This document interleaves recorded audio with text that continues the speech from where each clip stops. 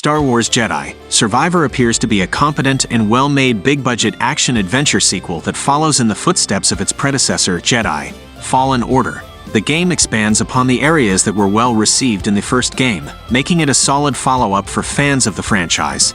However, for those who were not as enamored with the first game, it may come across as predictable rather than groundbreaking. The game continues the story of Cal Kestis, a Jedi Knight, who is now older and more experienced, having gone through significant challenges in the past 5 years. He is still fighting against the Empire, but now faces new and mysterious forces, including the Bedlam Raiders, a group led by a cyborg named Ravis and staffed with combat droids. The game seems to have a familiar structure, with Cal embarking on missions and facing challenges in his fight against the Empire and these new adversaries.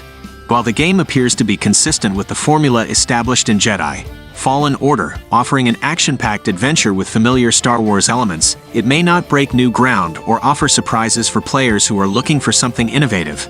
However, for fans of the franchise who enjoyed the first game, it may be a welcome continuation of Cal's story with polished gameplay and new challenges to overcome. The preview build of Star Wars Jedi: Survivor takes place on the planet Kobo, an edge-of-the-galaxy outpost with a Mediterranean vibe, populated by aliens and humans who speak with a deep South Rancher accent. The planet is filled with unique creatures, such as head-butting hens called Raka, and bright yellow slug moths known as shiverpedes. There are also dust balls that are actually raspberry blue aliens that can be thrown and stick their tongues out at you, adding to the planet's charm and personality. As Cal and BD-1 crash land on Kobo, they must navigate the large map and explore the various locations to find Grease, who now runs the local dive bar and can provide them with a spare part.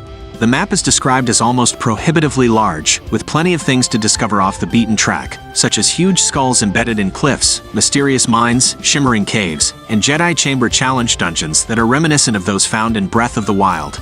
The preview build did not cover the entire level, and other players were seen exploring places not found by the author, suggesting a substantial amount of content to explore and engage with in the game. The inclusion of a large and diverse map with unique locations and challenges to uncover adds depth and replayability to the game, potentially offering players a rich and immersive world to explore and discover secrets in. The Breath of the Wild-inspired elements and the variety of creatures and environments on Kobo add to the game's appeal and make it an exciting prospect for fans of the franchise and action-adventure games alike.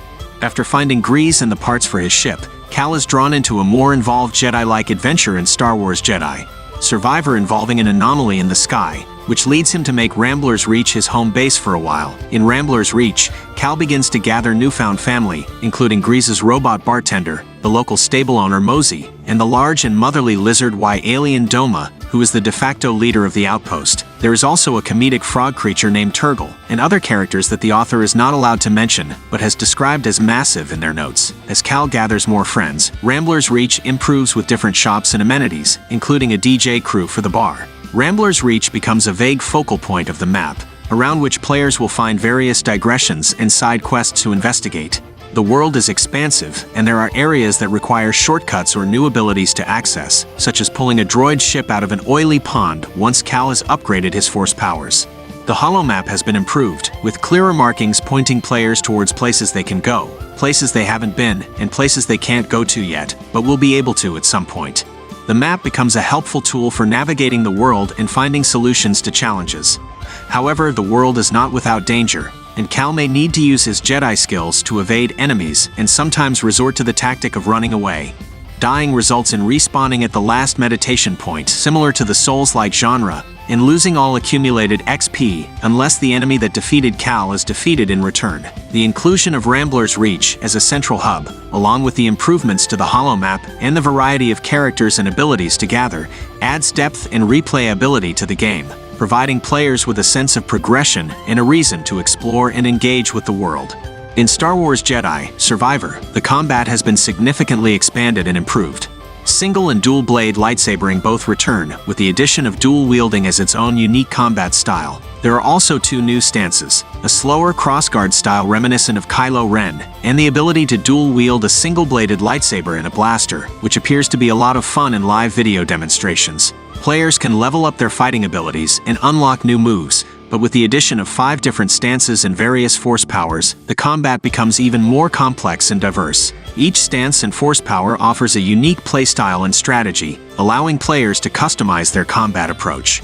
The author mentions favoring the single blade, but acknowledges that dual wielding feels legitimately different, with a more chaotic and less defensive playstyle. Chaining combat moves together with elegance can be challenging, especially when factoring in the various force abilities, such as force confusions, pushes, and pulls that can manipulate enemies around the map. The controls for combat are numerous, with different functions assigned to different stances, and it may take some practice and dedication to master them all.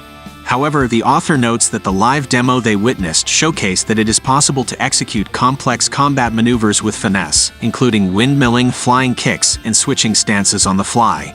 The expanded combat system in Star Wars Jedi Survivor adds depth and variety to the gameplay, providing players with more options and challenges to overcome as Cal faces off against enemies in his Jedi adventures. In Star Wars Jedi Survivor, customization options have been expanded to include not only changing Cal's lightsaber color, but also customizing BD-1, Cal's droid companion, and Cal's appearance. Players can now change BD-1's color and parts by finding variations in chests scattered throughout the open world. Cal's customization options include changing his hair, facial hair, and clothes, as well as individual parts of his lightsaber, and even weathering the hilt to give it a more aged look. The author expresses particular excitement about the inclusion of B-1 battle droids, known as Bedlam Raiders, throughout the game.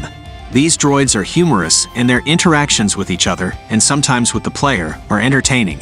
The author describes them as embodying the whimsical musical sting associated with C-3PO in the original Star Wars movies, and they evoke a sense of nostalgia despite being more associated with the prequel movies. The playful nature of the B-1 battle droids adds an enjoyable element to the game, and the author expresses a desire to be able to interact with them further. The increased customization options in Star Wars Jedi Survivor allow players to further personalize their gameplay experience, from changing the appearance of Cal and BD-1 to modifying Cal's lightsaber, and the inclusion of humorous elements like the B-1 battle droids adds an enjoyable and nostalgic touch to the overall experience. It's understandable that Star Wars holds a special place for you and that you find the games, including Star Wars Jedi Survivor, to be enjoyable despite being somewhat predictable.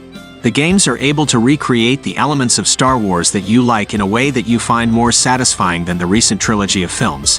While the game may not be groundbreaking, it still delivers a consistent and enjoyable experience that meets your expectations, and you are willing to give it some leeway for that. The familiarity and consistency in the gameplay and storytelling can be comforting for fans of the franchise, and as long as the game delivers on what you expect from a Star Wars game, it can still be a fun and worthwhile experience. The video is coming to an end. If you too are waiting for this game, be sure to subscribe to my channel. In the future there will be many more videos of this game.